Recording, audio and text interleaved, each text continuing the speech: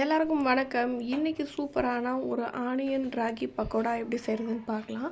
இதுக்கு வந்து பெரிய வெங்காயம் வந்து இந்த மாதிரி நீளமாக கட் பண்ணி வச்சுக்கோங்க. நான் வந்து பெரிய வெங்காயமாக 2 வெங்காயம் எடுத்துருக்கிறேன். கட் பண்ணிவிட்டு இந்த மாதிரி தனித்தனியாக உதுத்து வச்சுக்கோங்க.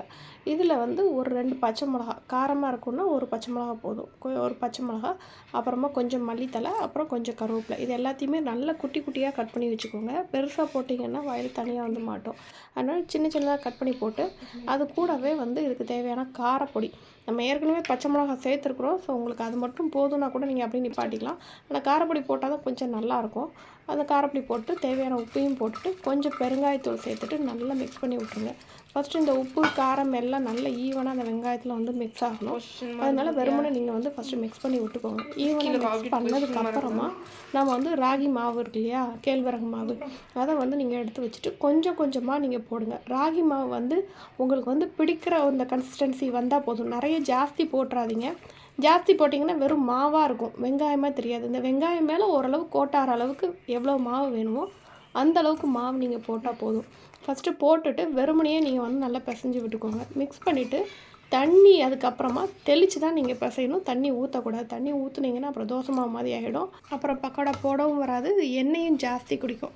ஸோ அதனால் தண்ணியை லைட்டாக தெளித்து 2 வாட்டி பிசைஞ்சிட்டு இந்த மாதிரி பிடிச்சு பாருங்கள். பிடிச்சிங்கன்னா பிடிக்கிற மாதிரி வரணும். உதுத்திங்கன்னா நல்லா வந்து ஓரளவு கொஞ்சம் ஈரப்பதத்தோடு இருக்கணும். அந்த மாதிரி நீங்கள் வந்து இதை மிக்ஸ் பண்ணி வச்சுக்கோங்க. எண்ணெய் நல்லா காயட்டும். எண்ணெய் வந்து ரொம்ப ஹை ஃப்ளேமில் வச்சிடாதீங்க. வச்சுட்டிங்கன்னா டக்குன்னு கரிஞ்சு போயிடும். ஏற்கனவே இது கலர் வந்து உங்களுக்கு வந்து வெந்திருக்கா வேகலையா அப்படிங்கிறதே கண்டுபிடிக்கிறது கஷ்டம். ஏன்னா இது வந்து வறுத்ததுக்கு அப்புறம் நல்லா வெந்ததுக்கப்புறமே கொஞ்சம் டார்க் கலராக மாறிடும். ஸோ அதனால் மிதமான சூடு, அந்த மாதிரி மிதமான சூடில் வச்சுட்டு நீங்கள் இதை வந்து கொஞ்சம் கொஞ்சமாக உதுத்த மாதிரி நீங்கள் வந்து ஸ்ப்ரெட் பண்ணி விட்ருங்க. மொத்தமாக உருண்டையாக உருட்டி போடுறேன், சப்பையாக தட்டி போடுறேன் அந்த மாதிரிலாம் போட்டிங்கன்னா உள்ளே வந்து அந்த மாவு மாவாகவே இருக்கும், வேகாது, மொறுன்னு இருக்காது. உங்களுக்கு அப்போ அடை மாதிரி ஆகிடும். அதனால தான் நீங்கள் வந்து அந்த உதுத்த மாதிரி ஸ்ப்ரெட் பண்ண மாதிரி போடுங்க அப்படின்னு நான் சொன்னது. வெங்காயத்தையும் அதனால தனித்தனியாக எடுத்து வச்சுக்கோங்க அப்படின்னு நான் சொல்ல காரணமும் அதுதான். இப்போ வந்து இது நல்லா வெந்துட்டா ஃப்ரை ஆகிட்டாங்கிறத எப்படி கண்டுபிடிக்கலாம் அப்படின்னா, நீங்கள் அந்த சலசலப்பு அடங்குனதை வச்சு தான் நீங்கள் கண்டுபிடிக்க முடியும். நீங்கள் வந்து ஆயிலில் போடும்போது நல்ல சுருன்னு பபுள்ஸ் நிறைய இருக்கும் பார்த்தீங்களா, அந்த மாதிரி இந்த அளவுக்கு பபுள்ஸ் வருது. இது நீங்கள் நல்லா ஃப்ரை ஆனதுக்கப்புறமா அந்த எண்ணெயை உங்களுக்கு நல்லா தெரிய ஆரம்பிச்சிடும். பபுள்ஸ் எல்லாம் நல்லா அடங்க ஆரம்பிச்சிடும். இந்த மாதிரி பபுள்ஸ் அடங்கிருச்சு அப்படின்னா அது நல்லா ஃப்ரை ஆகிடுச்சின்னு அர்த்தம். ஏன்னா இது கலர் சேஞ்சை வச்சு கண்டுபிடிக்க முடியாது. கலர் சேஞ்ச் ஆனதெல்லாம் உங்களுக்கு டக்குன்னு தெரியாது. ஏன்னா இது ஏற்கனவே ராகியோட கலரே கொஞ்சம் டார்க்காக இருக்கிறதுனால இந்த மாதிரி பபுள்ஸ் வச்சு தான் நீங்கள் கண்டுபிடிக்கணும்.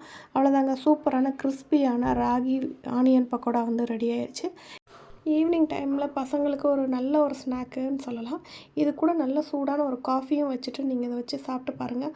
ரொம்பவே டேஸ்ட்டாக இருக்குங்க. இது நீங்கள் ஸ்நாக்ஸுக்கு கூட பிள்ளைங்களுக்கு ஸ்கூல் கூட நீங்கள் கொடுத்து விடலாம். மறக்காமல் நீங்களும் உங்கள் வீட்டில் ட்ரை பண்ணி பாருங்கள். ட்ரை பண்ணி பார்த்துட்டு எப்படி வந்துச்சுன்னு எனக்கு கமெண்ட் செக்ஷனில் சொல்லுங்கள். தேங்க்ஸ் ஃபார் வாட்சிங்.